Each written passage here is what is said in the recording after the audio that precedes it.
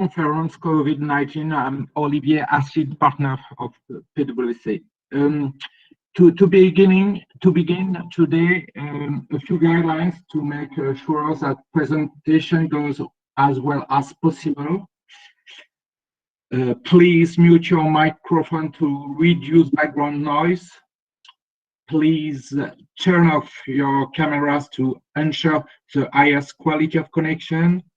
If you want to ask your question or to talk about your experience, please use the Hangout chat or the email. And it's important to know this conference is being recorded. Thank you. For beginning, we will present the latest news about the COVID-19 and the impact on your sector. And today we have a presentation. We will discuss the question of managing your cash pressure or emergency cash flow. To present this session, we have thank you. We have Philippe Bosier, who is electrical sector expert. Anna Cole for the presentation of the notes, and we have Sébastien Dalle with partner deals, and he specializes in cash optimization program. Anna, can I give you? Thank you very much.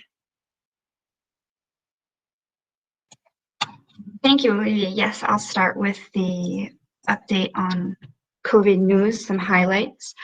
And as always, we'll start with an update on the health situation. So as we approach 2.5 million reported cases worldwide, we're still seeing approximately about 5,000 reported deaths a day on a global scale. So there hasn't been a wide variation or a peak in terms of reported deaths, although cases are still spreading.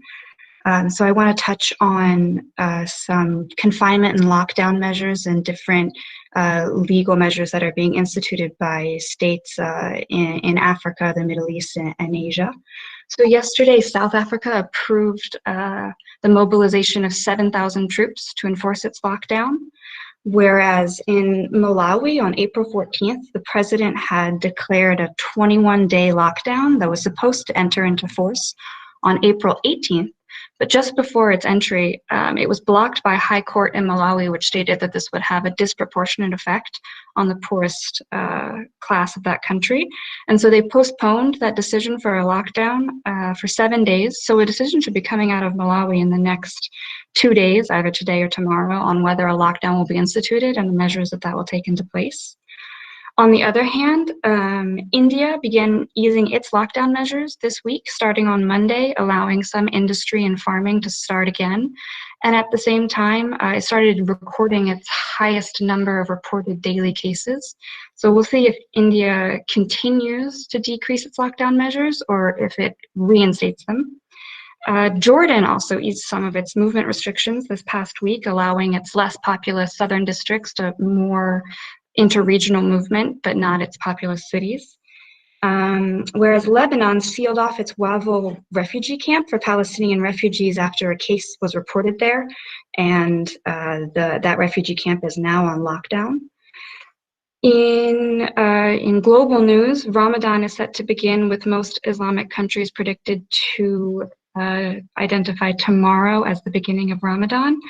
And this has brought questions of how this will be enforced and what measures will be put into place, with many of the usual bazaars that are supposed to last the entire month having been banned in countries like Malaysia, Brunei, and Singapore, as well as Egypt.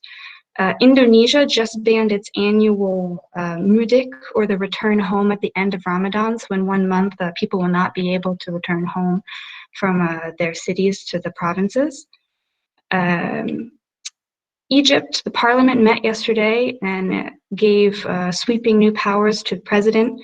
He can now ban private and public meetings, as well as postpone school, and quarantine individuals who return to the country. However, Egypt has decided that they might extend their curfew during Ramadan to 9 or 10 at night instead of 8, giving people some movement. Moving on to talk about financial support that's been given in response to the COVID crisis. This is a very dense slide, I'm sorry about this, but it was important, or I thought, to focus on some of the financial measures that the International Monetary Fund and the World Bank Group have put into place, especially since March 2020.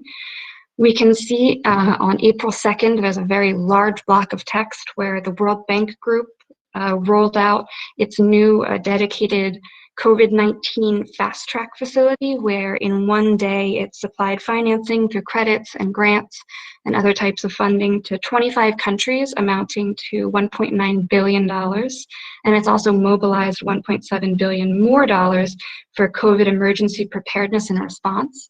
The majority of this funding is going towards funding emergency health and public administration financing, but also to water, sanitation and waste, transportation, and also energy projects. At the same time, the IMF, since March, has approved requests from 30 countries for emergency financial assistance through its Rapid Credit Facility, its Rapid Financing Instrument, and also its Catastrophe Containment and Relief Trust. And that provides grants for debt relief, the Relief Trust. And the IMF has mobilized approximately $6 billion in funding to countries, over 30 countries.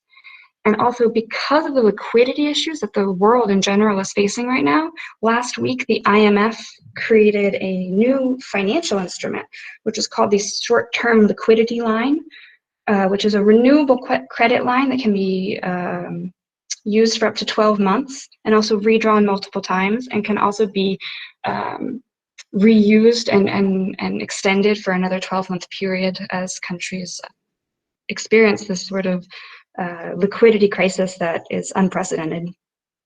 And on April 17th, we can see that the G20 partially suspended debt service payments of 77 of the world's poorest countries, which were defined as the 76 countries that are part of the International Development Association of the World Bank, plus Angola, but that does exclude countries like Egypt and South Africa.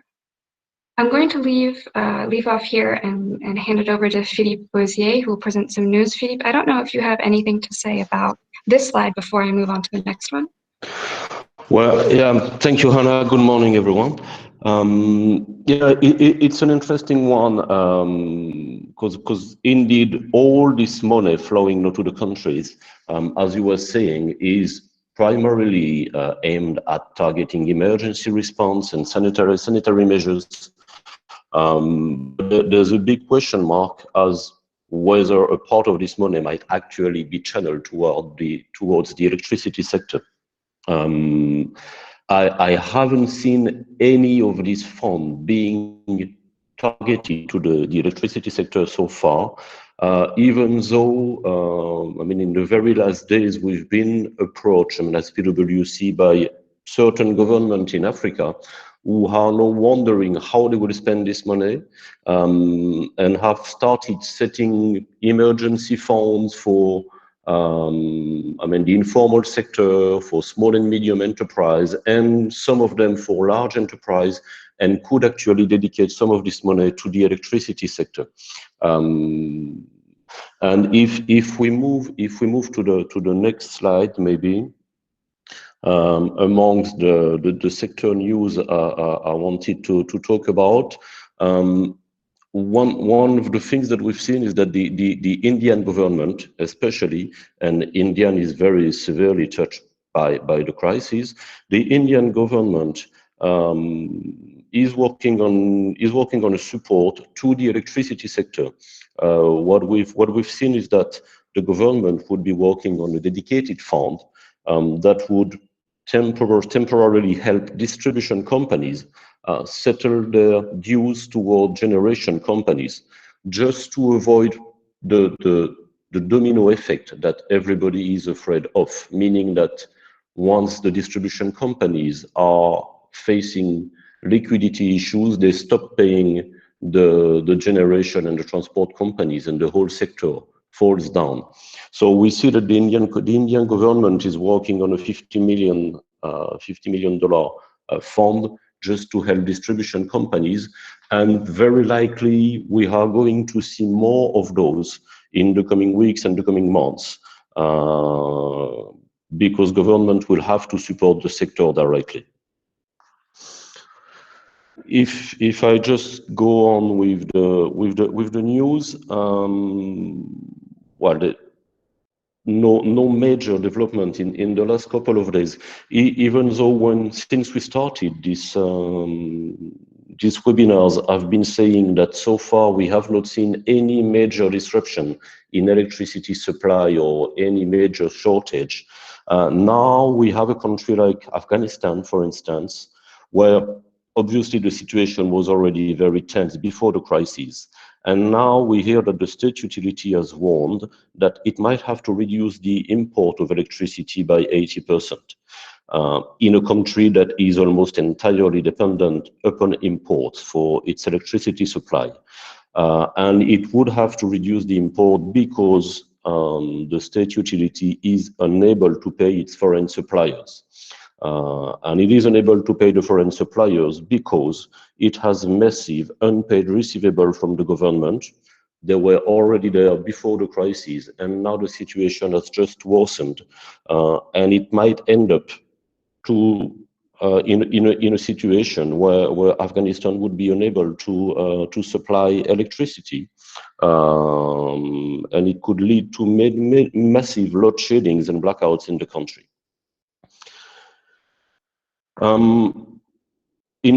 As consequences of the crisis, and as it could be expected, we start seeing as well public notices of large contracts being stopped or delayed due to the crisis, with clients calling upon force majeure clauses.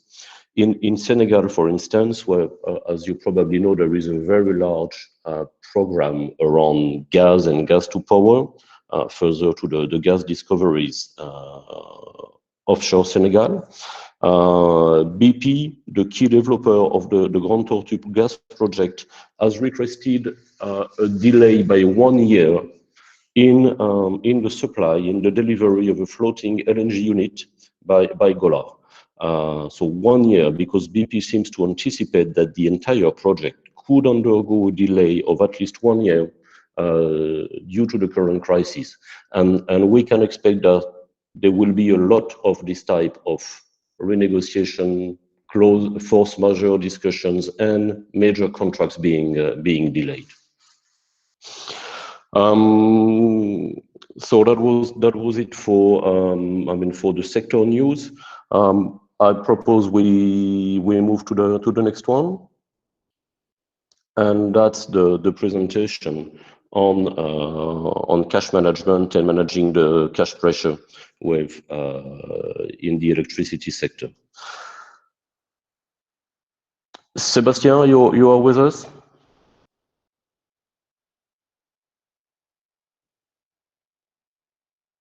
Sébastien?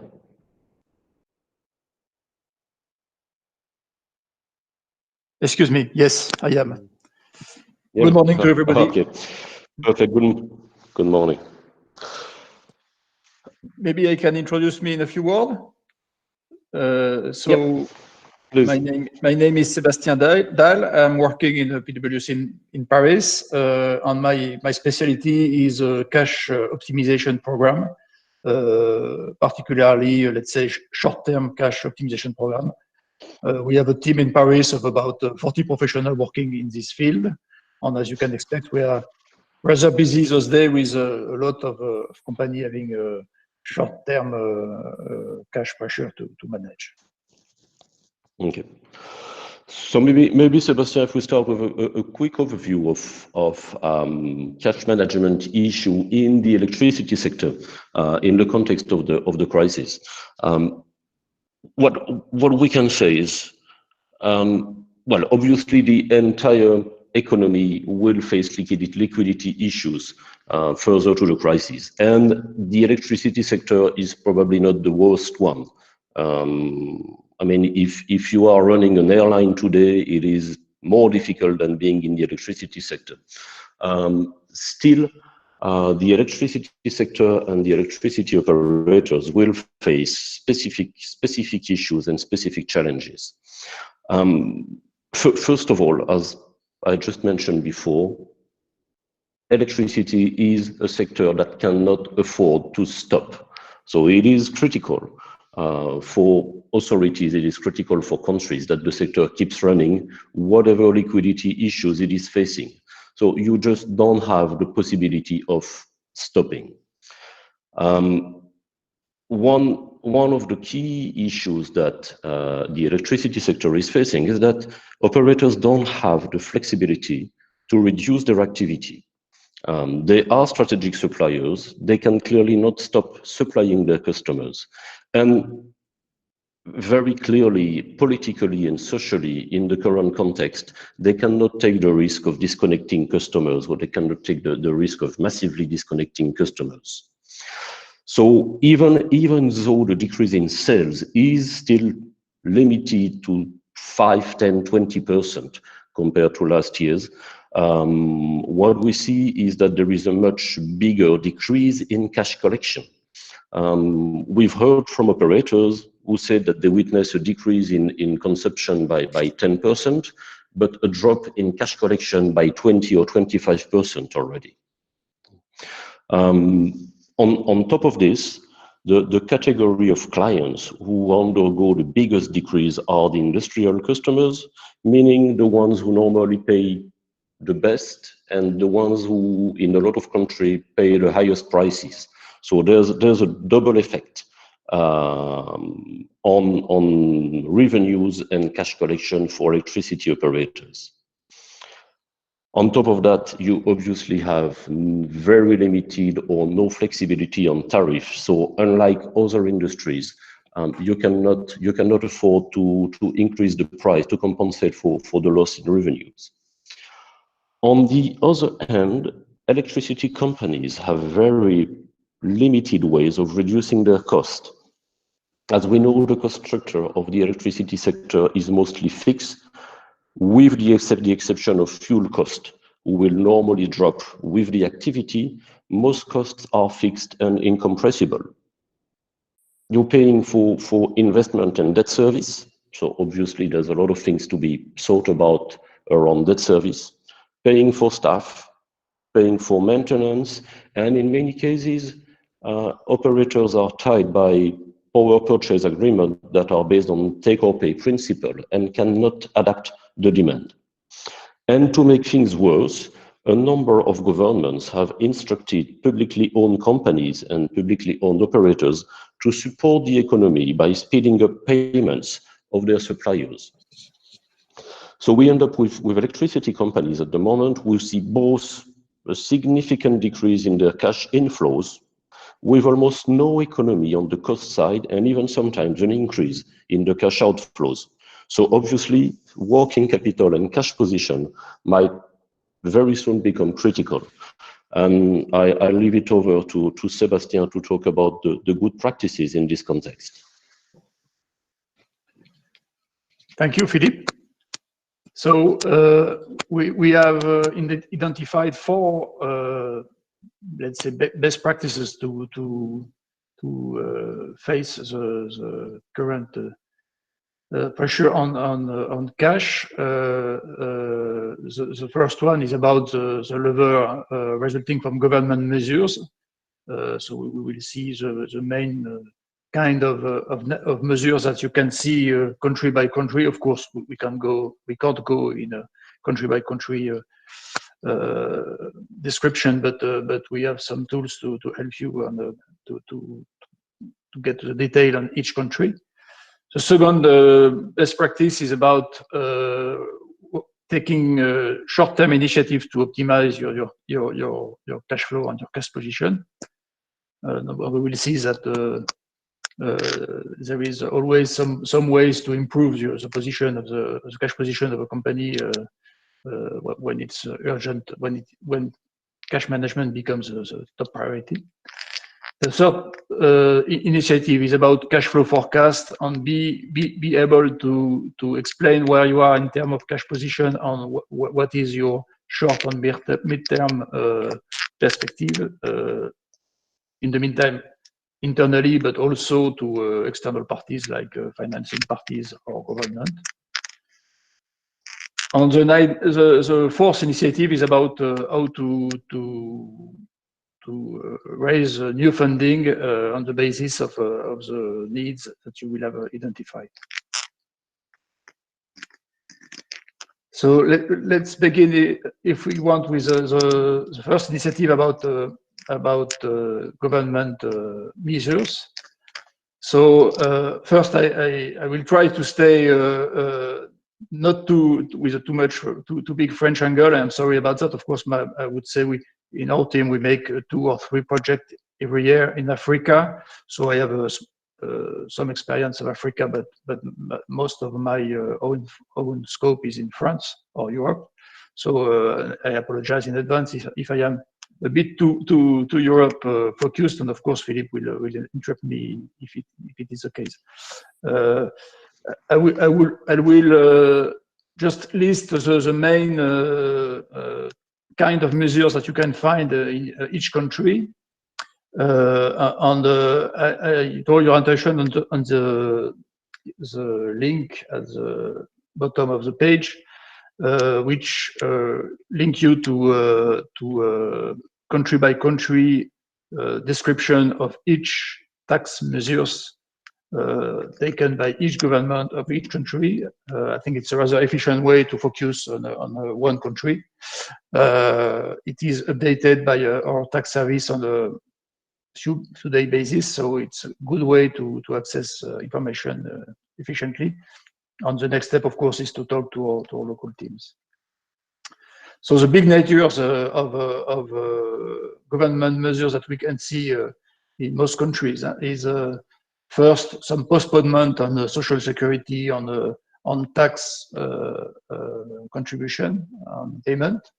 So typically retirement, health contribution, corporate tax, payroll tax, well, all the direct tax may be delayed with just on a no-ask basis and just a mechanical basis, which is of course a very efficient measure, and we suggest that all companies that need it do use it. Of course, when you have a very rich corporate, they will avoid to do so to avoid any kind of bashing on overusing the government measure. But as soon as you have a risk on cash, even if it's a risk in 2, 3, 4 months, we think it's very important to use this measure without fear, because we don't know really where we are going in the next months. So it's important to save all the cash that can be saved. You have also all the part-time activity scheme, which more or less implies that the government will pay part of your employees, of the cost of your employees, which are not at work at the moment. Corporate tax credit, early repayment. If government owes the company some money, you may have some scheme to be refunded quickly. And there is also a lot of measures which I don't detail for very small company, which can include some cash injection, short-term cash injection to ensure that the short-term fixed costs can be covered.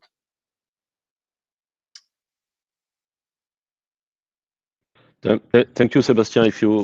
If I can, I just had a couple of words here.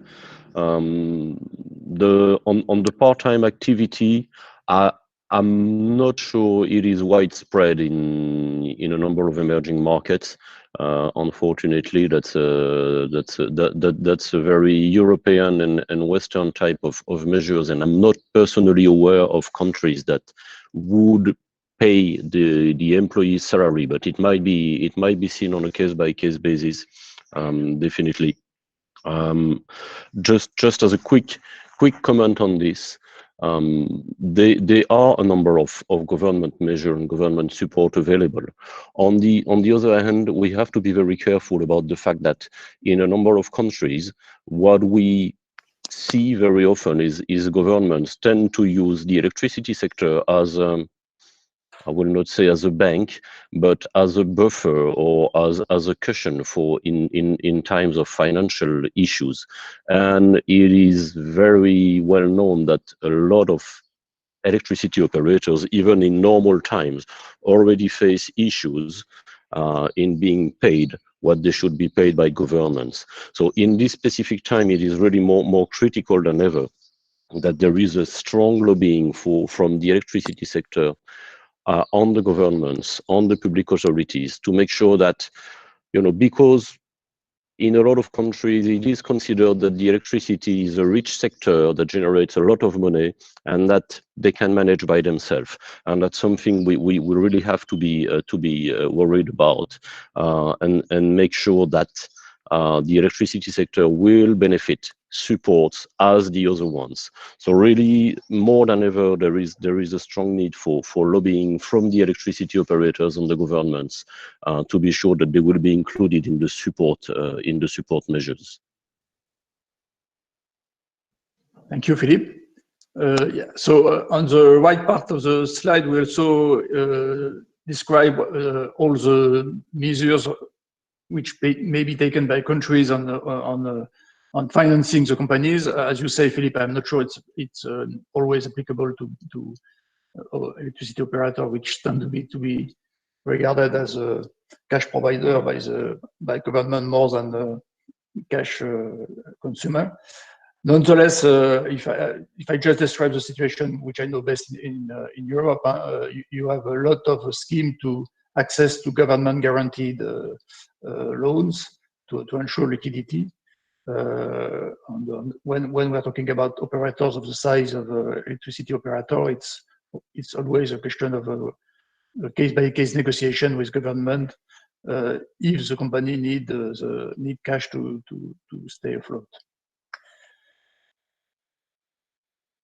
You also have the potential support of I would say international institution or public banks that can be granted. We can maybe go now to the second type of initiative, which is all the optimization opportunity to preserve cash.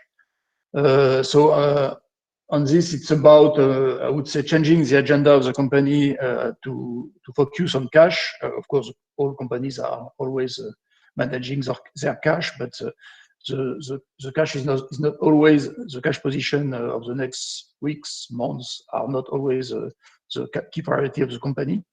So the question is, given the situation, should you change this agenda insist on cash optimization? On the left part of the slide, we show the factors that could lead you to move this agenda. So the clear impact of the COVID-19 crisis on cash. For example, you have all the factoring definancing, so increasing risk of bankruptcy among your customer base, the pressure from supplier to be paid as soon as possible, the risk that all the payment system in the company in the country can be working less well.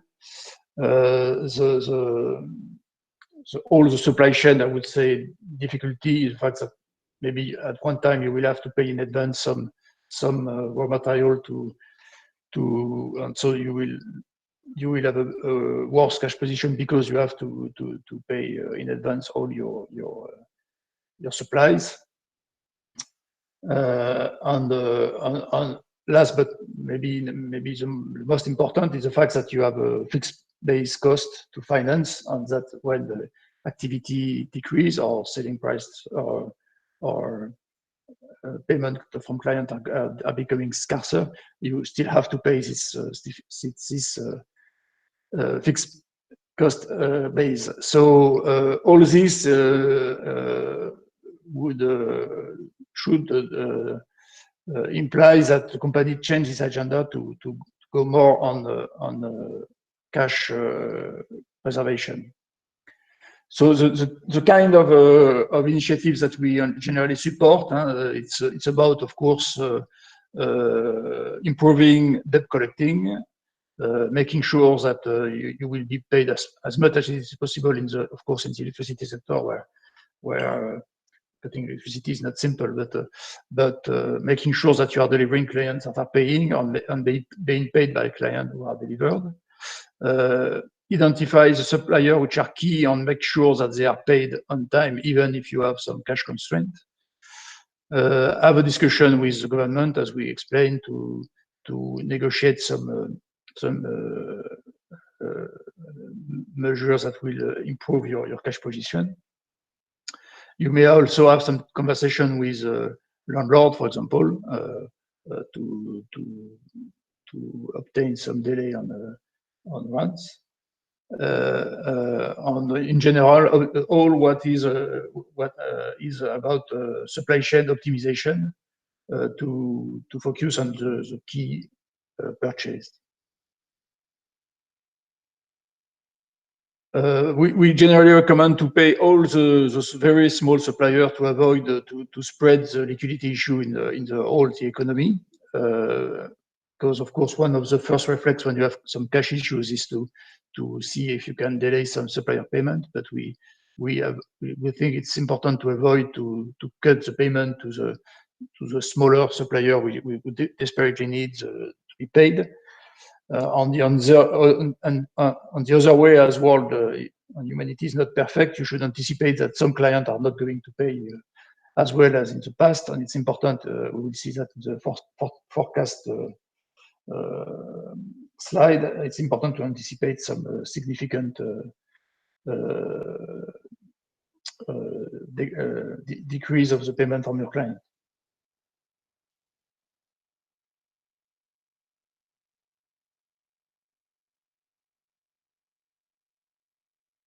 I think that's it for this slide.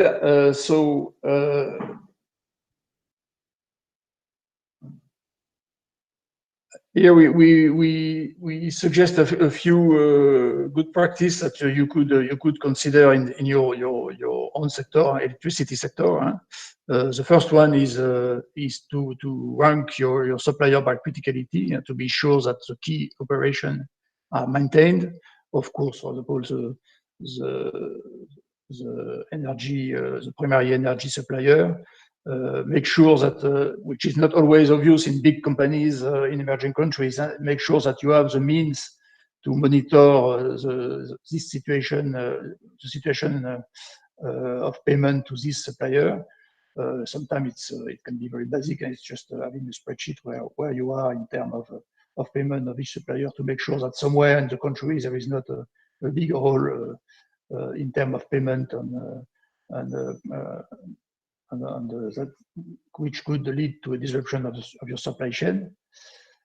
Well, let's say spread some group instruction on the way to manage supplier.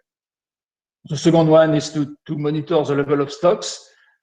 It's surprising, but each time you look at this, you see that there is some optimization. So sometimes you have you are below the critical level of stocks, so you need to make sure that you have enough inventories, being energy supply or spare parts, for example. And sometimes on the other way, you have some place where you can make some significant savings, cash saving, I mean, by decreasing the inventories in some part of your business. And the third point is about the parameter of your information system. As I said earlier, in big organization like electricity supplier, it is often difficult to have the view of the micromanagement of each supply. So many of our program of cash optimization program comprise a part which is just checking the parameter of the information system or improving them. Sometimes again with some very basic approach, and sometimes a good spreadsheet is better than a sophisticated system, or particularly if the system is not has not the good parameters. So sometimes by focusing on this parameter, you can quickly have an impact on the overall corporate cash position.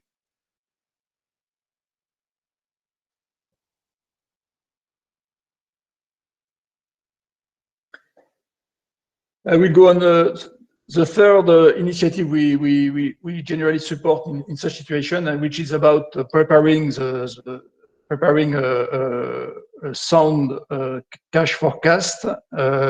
So here again, it's very different from one company to another in terms of culture. In some company, the cash culture is already very embedded, and you find already some very sophisticated tool when you come in. And in other company, you see that cash was not the key priority of the last years, and you have limited tools. In a few weeks, you can greatly improve the capacity of the company to improve its visibility on cash. In the current context, it's very important to have flexible tools, and because the volatility is huge, and we don't really know where we will be in terms of economic situation in the next months. So you need to have a very flexible tool to be able to probably to propose different scenarios. And also to put numbers on the impact of all the events that can happen, such as decrease of sales, problem with availability of raw materials, supply chain issues, problem on payment and client, and so on. So what we generally suggest is to list all the assumption, all the big risks that can cost a lot to the cash of the company, and make sure that your cash forecast tools are able to simulate what can happen in each scenario. Clearly, in the current situation, we are back to plan worst case on base case, and because the level of uncertainty is such that it's very difficult to work with only one case. So we generally have 1, 2, or 3 scenarios with the more significant assumption, which can be moved to understand quickly what would be the impact.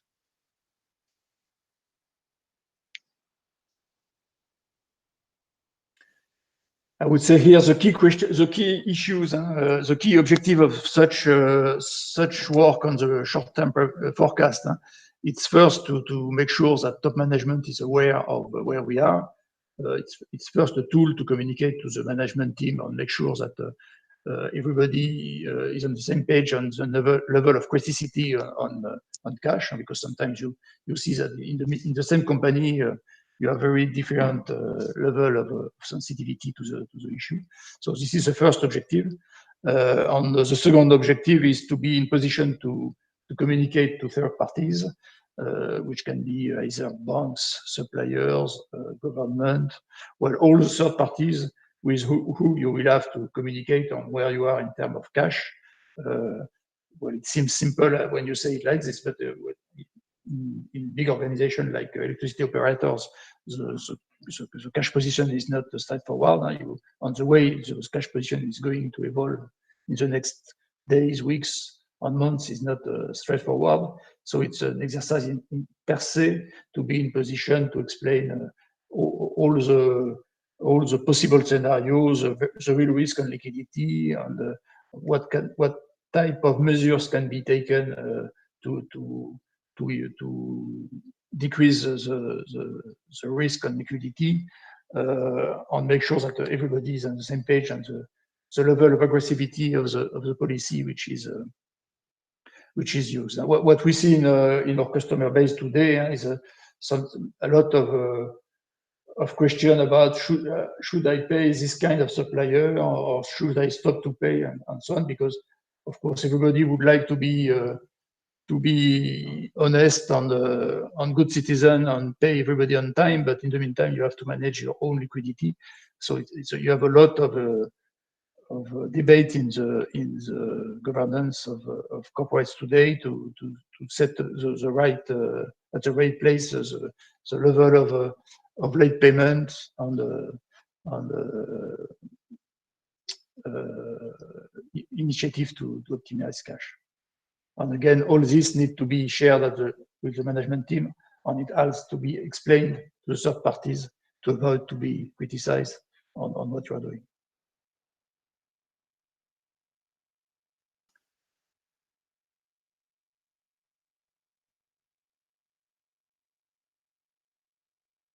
I suggest then to go to the next slide about how to find some new funding.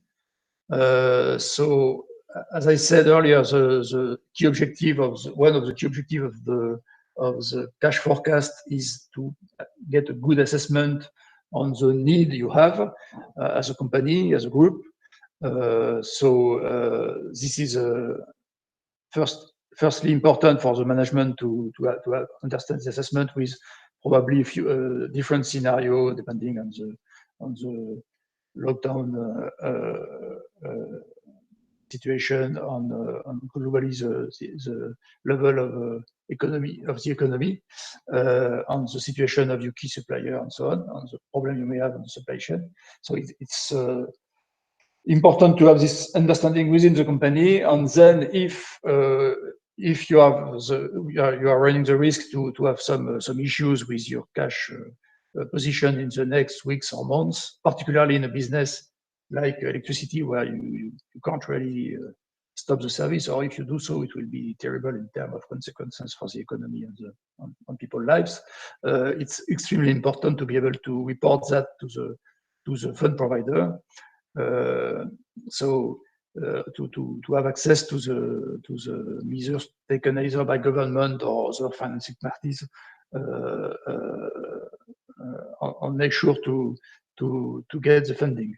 So on this initiative, where we generally support company, is to prepare a good presentation of the forecast, which explain the scenario in which when the problem will occur, to be in position to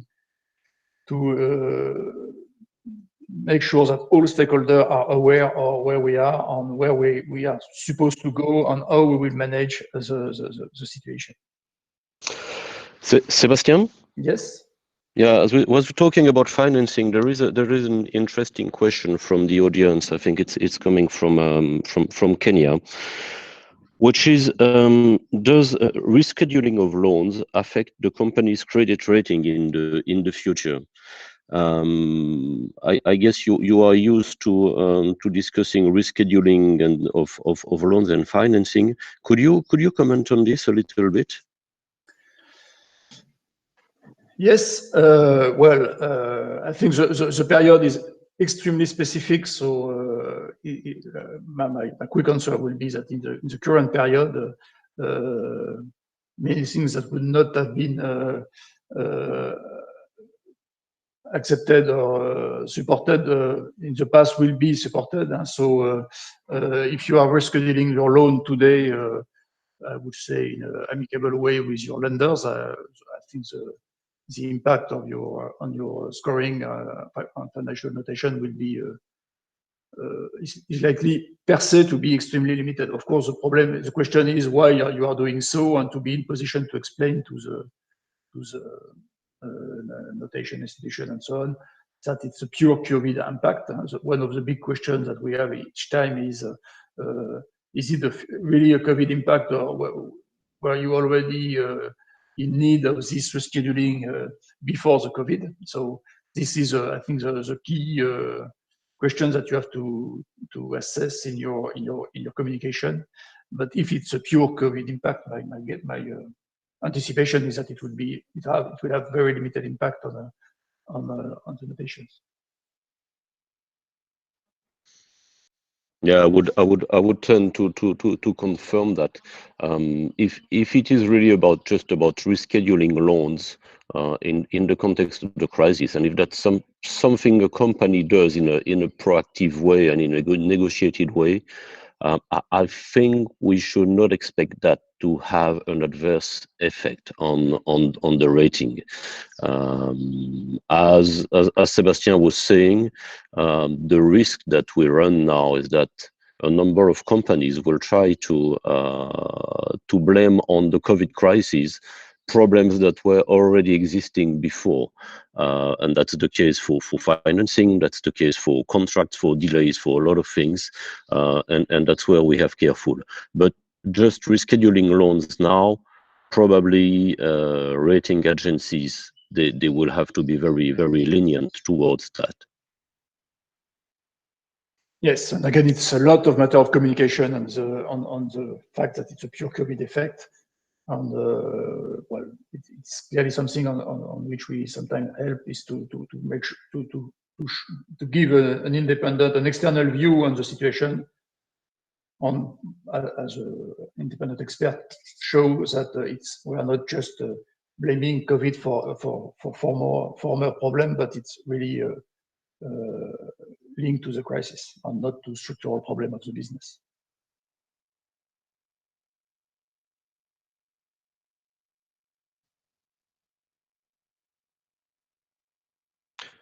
Yeah, sorry, I interrupted you. Maybe you want to, no, I think to finish with this one? Yeah. I think it's we are done with this one. Again,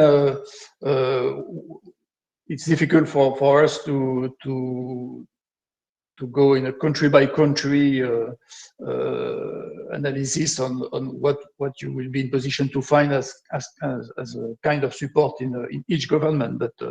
But my guess, Philippe, you will give your view. But my guess is that cash need in electricity operator will be regarded as a priority need for most sensible government, as clearly it has a huge impact on the overall economy. Hopefully, yep.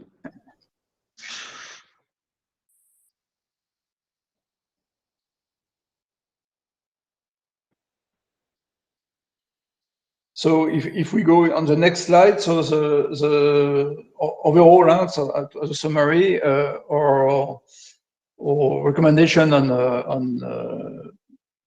the priority of the managing of cash in the current situation is first the ability to monitor and to understand exactly what is happening. This is easy to say like that, but again, in it's a very complex companies like electricity operator can be, it's not so easily done than said. It means having the good tools, cash management tools that go direct from the operation to the cash management, without all the direction with the accounting and such, and so on. So again, many of our initiative is about this and monitoring the cash directly to the operation. The second point is to be in position to communicate on the different time horizon, being short term, very short term, mid term, few weeks, 2-3 months, and then again 1 year, 2 year. So here again, you need to build probably you will need to build some scenario on the evolution of the economy, on the level of energy demand in the country.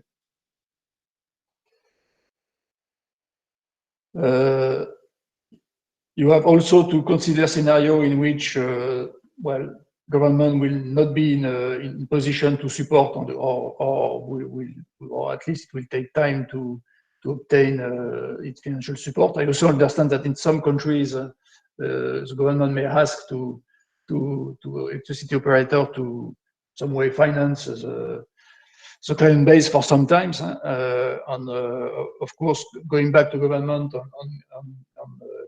on recovering the the cash will not be an easy task. So here again, there is probably a need to take a relatively let's say paranoia view and see what happens if you need more time than expected to get your cash back.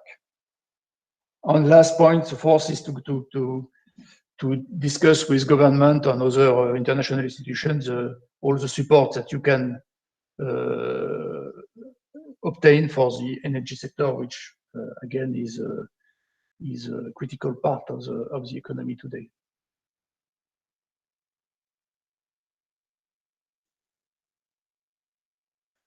I think I finished with this presentation, but I'm happy to take some question. Philippe, maybe you have some other comment?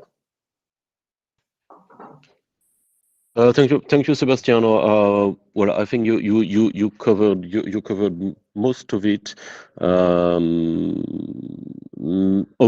Obviously, and where the exercise is difficult is that there are a lot of case by case situations and country by country situations that have to be looked upon. But the good practices that you mentioned, they're probably applicable to most situations. As you say, a lot of what's going to happen now is first of all dependent upon the ability to make forecasts and to build scenarios. And I'm afraid in the current situation, nobody has a clear view on what the future, meaning the next 3, 6, 12 months will be in terms of electricity demand. And I think if you try to read the specialized press, you can see absolutely everything from it won't be a long-term impact to it will last for 5 years. So nobody knows exactly. But clearly operators have to take a conservative view on the cash forecast, and then there's a lot again about the relationship with the governments. I already mentioned this topic in the previous call, but the way social measures about waiving payment for the most vulnerable households, for instance, for the poorest clients. I mean, all the measures that have been announced by government on the fact that the poorest customers would not have to pay their electricity bills for a number of months. This is something that, I mean, we're expecting to have a serious impact if it is not managed properly. And again, I think in this case, and the question has been asked somehow, it is very important probably that a part of the money that is coming to the governments now from the international organization, that a part of this money could be secured, at least as an emergency fund for the electricity sector, at least to cover to cover all these social measures in the electricity sector. You don't want the distribution companies to be the one taking the burden of this by themselves, or it will have a terrible effect on the entire sector. So that's one of the things that we have to be warned about. I see a question that just arrived on feedback from European operators on bill collections and the potential increase of dispute and frauds. Well, so far in Europe, there hasn't been any noticeable decrease in collection of bills. Now again, the social measures in Europe by government to the population are probably much more important than they can be on emerging markets. So we haven't seen the impact. We haven't seen the impact yet. The operators don't really expect to see an impact on residential customers in terms of payment of the bills. Increase of disputes or frauds, yes, this is probably more sensitive. In a time of crisis, it is true in Europe, and it is probably even more true in other parts of the world. In a time of crisis, we expect to see an increase of frauds, an increase in illegal collections, especially due to the fact that there might be far less agents from the operators on the ground at the moment, and we know that there are a number of customers who will take advantage of this to perform illegal connections or to tamper with the meters, and that's something that is expected. Obviously, it's very difficult to quantify, but I would expect that on some of our markets in Africa and other emerging markets, this will be a big issue.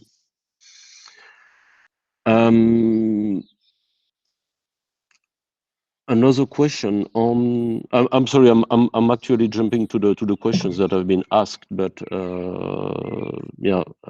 the audience. But I know that Sebastian was at the end of the presentation. Which business model are the most fragile in such a case of economic shock? Vertical, integrated, or unbundled? Very, very interesting questions.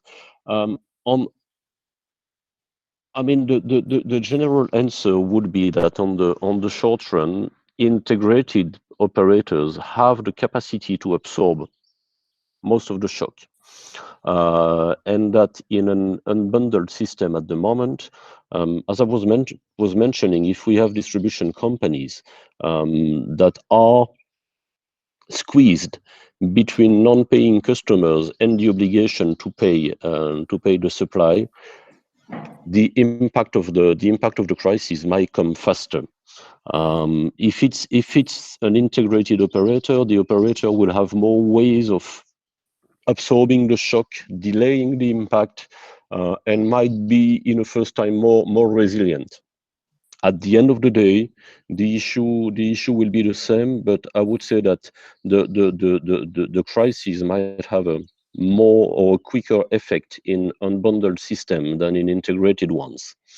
But fundamentally, the issue would be the same. There were questions, related questions earlier about oil prices and the impact of the decrease in oil prices on operators. So obviously, as I was saying at the beginning, the electricity sector is not the worst one in the current crisis, and there's one ray of light in all the crises, which is that countries that are running mostly on fuel for their electricity needs, they might benefit from the drop in oil prices, and that probably makes it up for a part of the issues that you are facing. Now, it does not apply to everyone. So I would say that, unfortunately, we usually strongly advise our clients to take hedgings on oil prices to avoid being hit by fluctuation in oil prices. So unfortunately, the ones who have hedged do not benefit from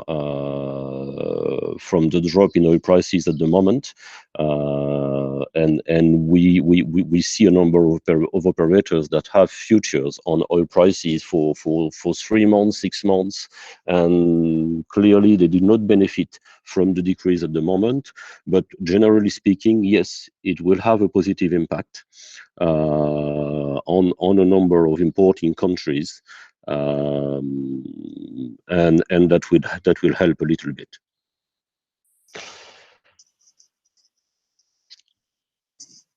We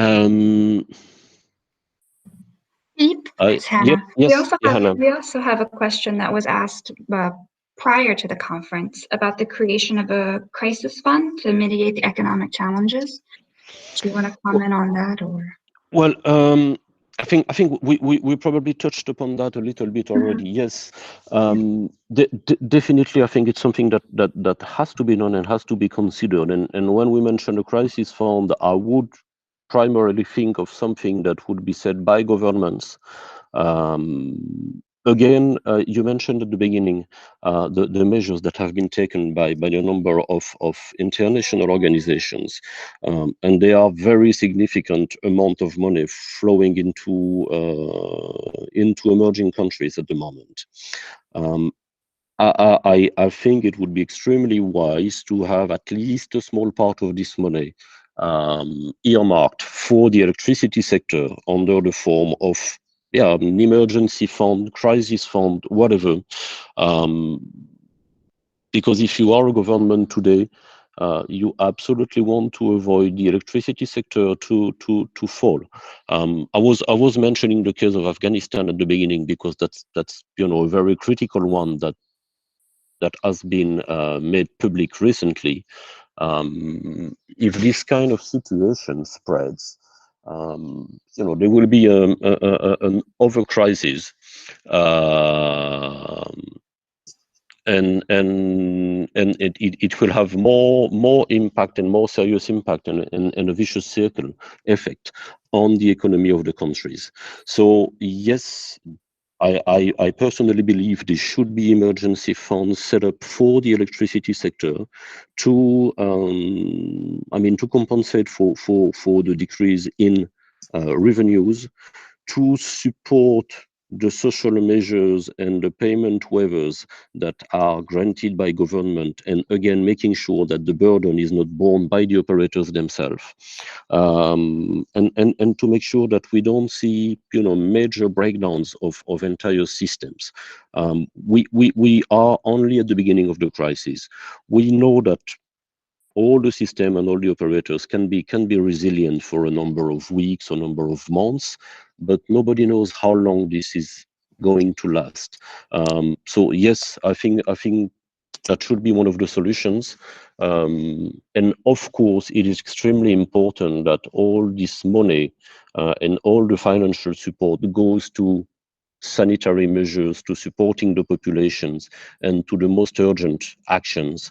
But it is almost equally important that a part of it is channeled toward supporting the critical sector like the electricity one.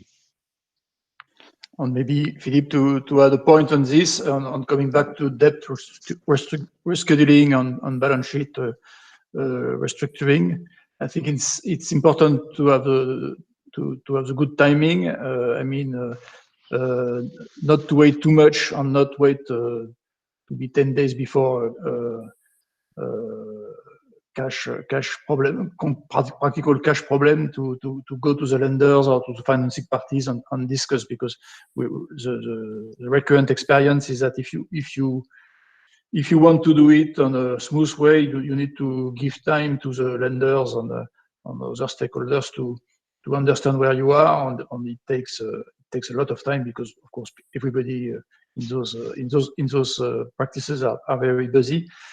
So you need to take the time to prepare your communication, go to them, discuss, and all this takes some time. So I think it's important to begin not too late not to have to discuss in a crisis, in a hard crisis situation. And I think that there are questions, and I see questions from Nigeria. Yeah. There was a question from Jean-Pierre about digitalization and how it can be used as a response to the crisis. And I see that Oris from Napkin in Nigeria gave an answer and an experience. Oris, do you want to take the floor and talk? You can unmute yourself and share your experience if you'd like.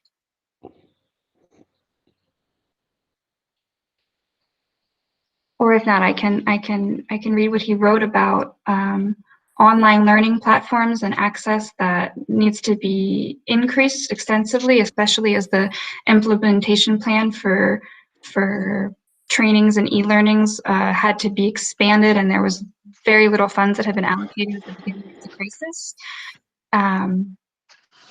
So that's an example of digitalization that has a positive effect, but then wasn't necessarily adapted to the extent that the crisis brought forward. I don't know if Philippe or Sebastian, if you have anything. Yeah, can you hear me? Oh yes, we can hear you now, Oris. Yes. Okay. nothing currently has a loan facility with AFD and the EU. Nothing is a training arm for the power sector in Nigeria and West Africa.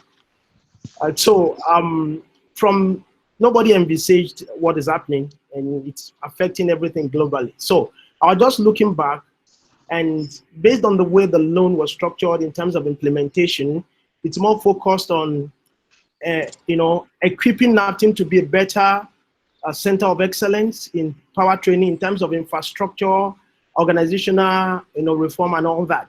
But then I looked at the components and I saw that there was no, yes, there were a bit of funds allocated for business process automation, but not specifically e-learning and online learning platform. And knowing that our training is more practical, vocational training. So there's a need to develop, an e-learning that is not the conventional type, e-learning that can afford you to a close extent to do practical online, like e-learning that uses blended mixture of virtual reality, gamifications and all that, which can allow you to, practice what you will have done, physically, on an online platform. And that's quite extensive in terms of cost. It's quite huge. So for such, because it's quite eminent that a lot of companies, I'm an IT person, and I've seen a lot of companies quickly shifting more to online platforms.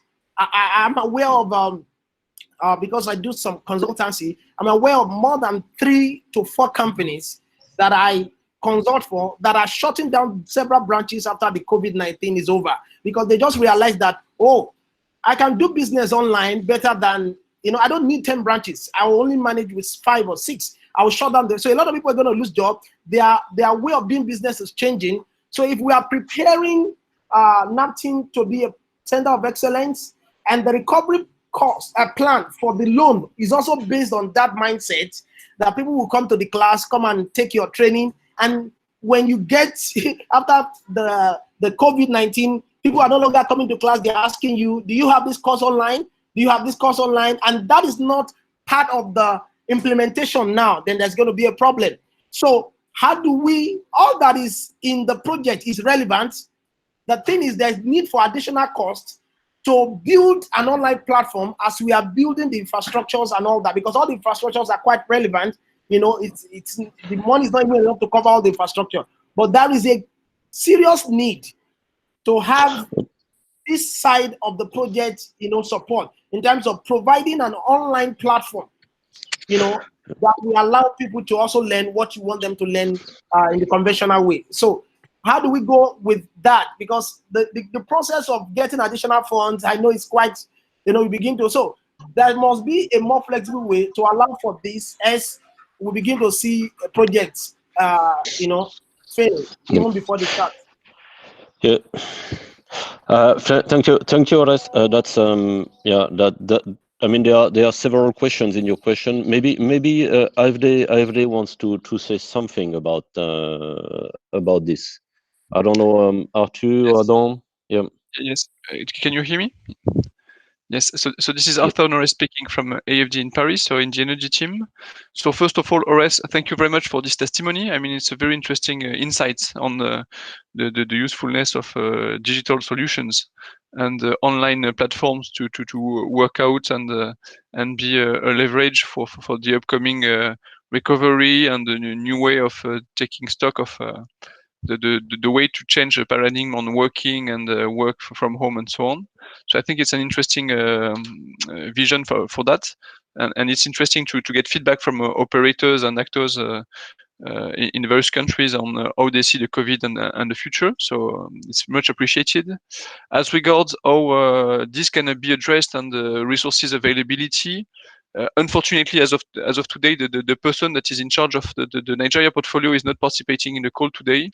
but I guess it's an interesting topic that should be discussed in between yourself and your interlocutors in of AFD in the country, and to try to see indeed whether we could find solutions to support and partner along the needs you have identified.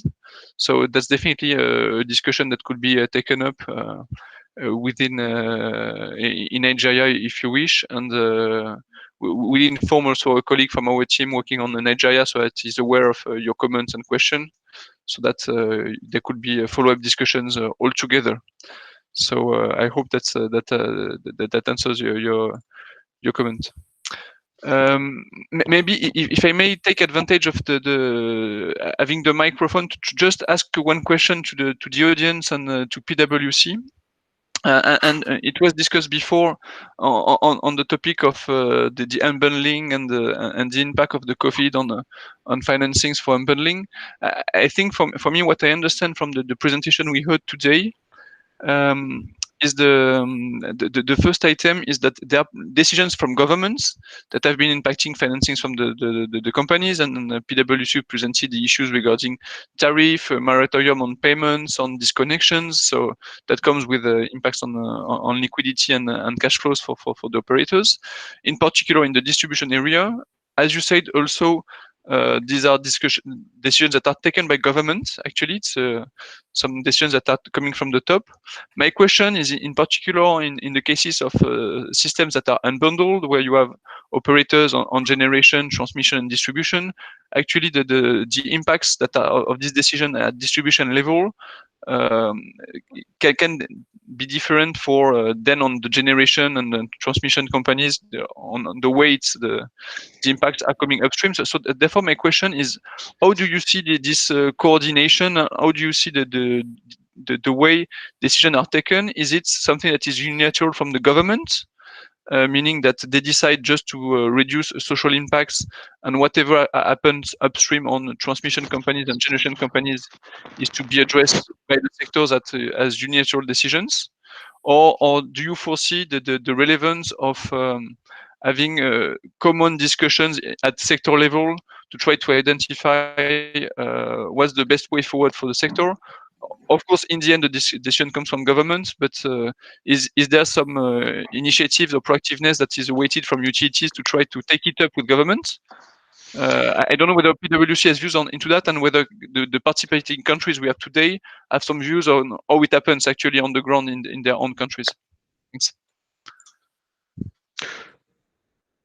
Well, thank you, Arthur.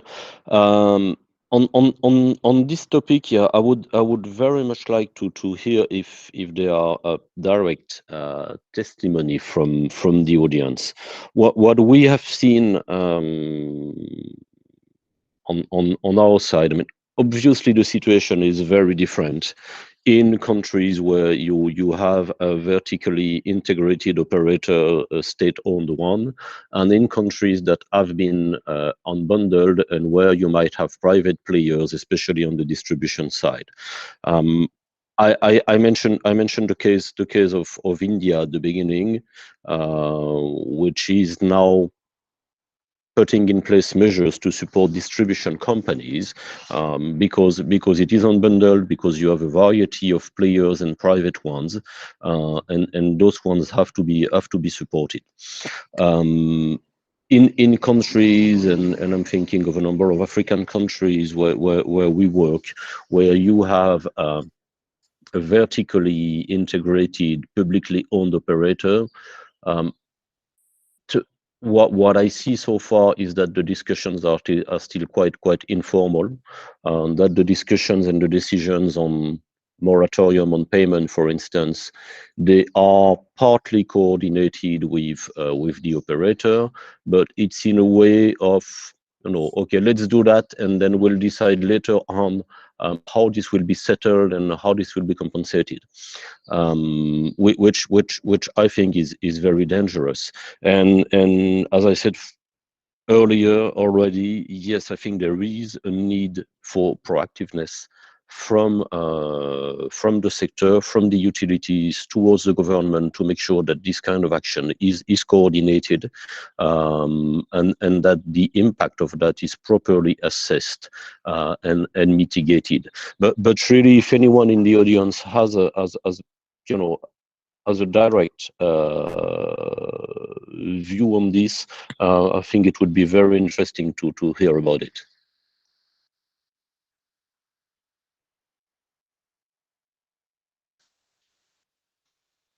Just if I may, I'm aware that we have representatives from the Kenyan authorities, and John, thanks, I see you can speak, so that will be much appreciated.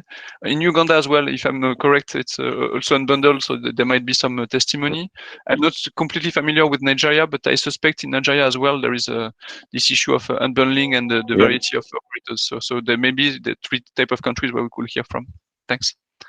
And maybe John Mativo, we see you had a comment, so please go on.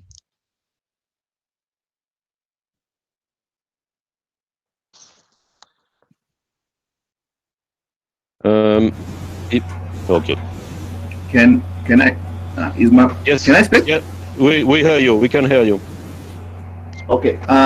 Maybe on this, I'm speaking from a Kenya perspective. What we decided is a country is to form a joint a technical committee that is made up with all the players from the generators, especially KenGen, transmission company, which I come from, Ketraco. Then we have the regulator also there, and Kenya Power is the distribution company, and we have come together, and there are almost 6 issues we decided to take them to discuss on them on a sector perspective, looking in terms of the decline in electricity demand, the effect it will have on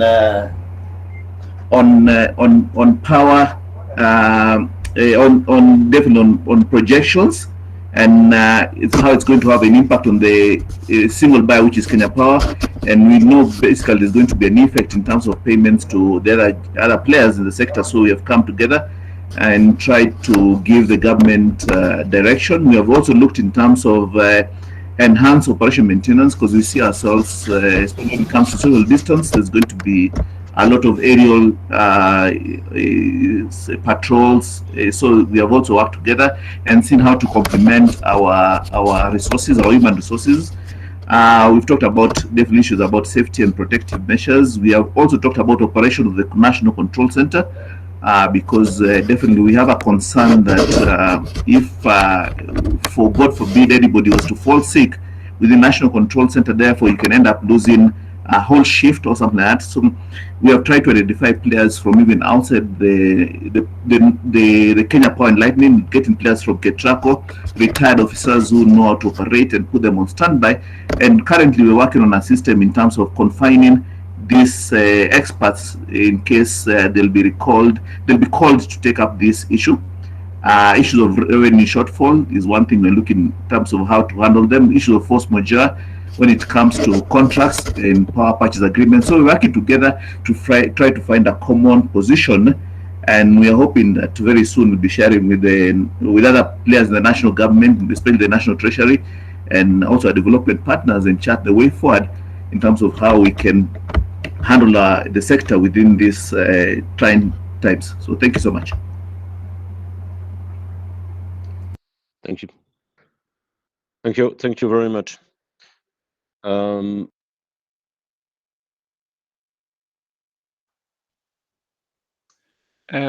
Maybe thank you very much, John, for your testimony. I see we had another participant willing to share insights, Ganiyu Aliyu. So maybe the mic is yours. I don't want to replace PwC, and I don't know how they want to handle that. As I see the question, so I guess that's the right way forward. No, that's perfect, Arthur. You're doing it very well. Anna, can you unmute Aliyu from Nigeria? I don't believe I can unmute anyone. I can, but I think it is Control D, possibly. Yes, if it's Control D on the computer, it should unmute.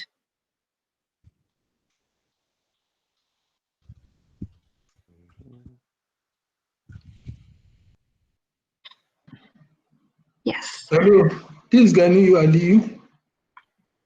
We can hear you. Okay. May I make my contribution too? Yes, of course. Yeah, thank you very much. The case in Nigeria is not different from what has just been mentioned from Kenya. Initially, there was no synergy between within the value chain because most often we have problem of revenue collection from distribution side. So when this issue came up of this COVID-19, there is this responses all over that probably the government might pay for 2 months, but it was not communicated to other sector, the generations and the transmission. But however, the regulator, which is National Electricity Regulation Commission, they are making frantic efforts to bring all the stakeholders together and see how they can use the palliative measures to resolve the current situation. So that is what is happening in Nigeria now. The meetings are ongoing. The stakeholders have now actually agreed on how much will be given to each of the generation or the transmission. But they are making all efforts now to make sure that something is done to resolve this problem. Thank you. Thank you very much, Ganyo. I mean that stresses out again, the importance of coordinating and, as you were saying, of finding synergies, and especially in an unbundled environment. But it's good to see that things are getting into place, at least in both your countries, and that there is an organization and coordination. I'm not sure it is true of all the countries, but clearly it is taking place now. Okay. Yep. Anna, please. I see we have a couple more questions in the chat, specifically a question from Jean-Pierre Acutz about to John and Ganyu about generation is also coming from IPPs, and have you also started discussions with them?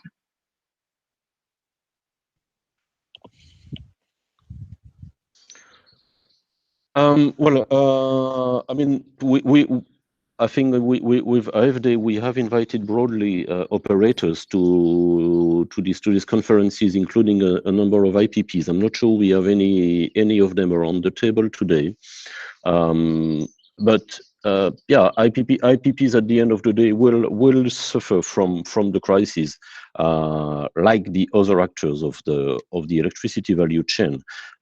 We've already discussed, I think, last time the cases of ESCOM, who has now turned to a number of IPPs in the country, calling upon a force majeure case to explain that or to warn that they might not meet the take or pay obligations.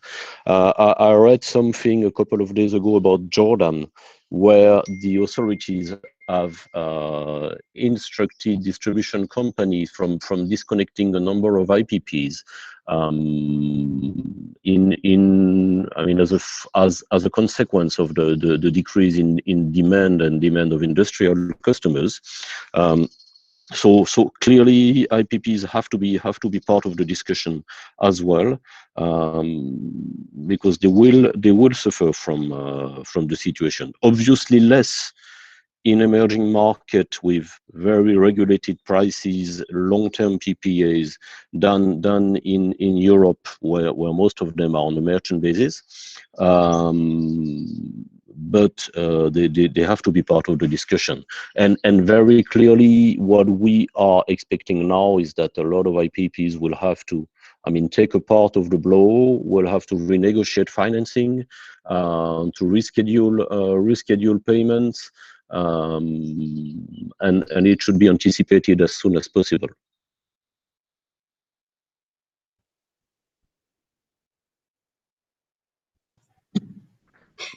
Thank you, Philippe, for answering that question.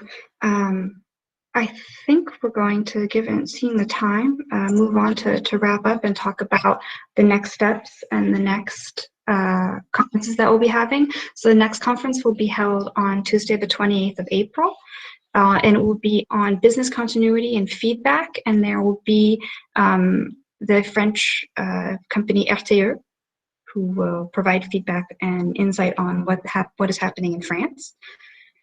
So until next Tuesday, thank you to everyone for participating. And if you have any questions about this session, feel free to send questions or comments or potential topics to the email address frconferencecovid@pwc.com. Thank you, everyone.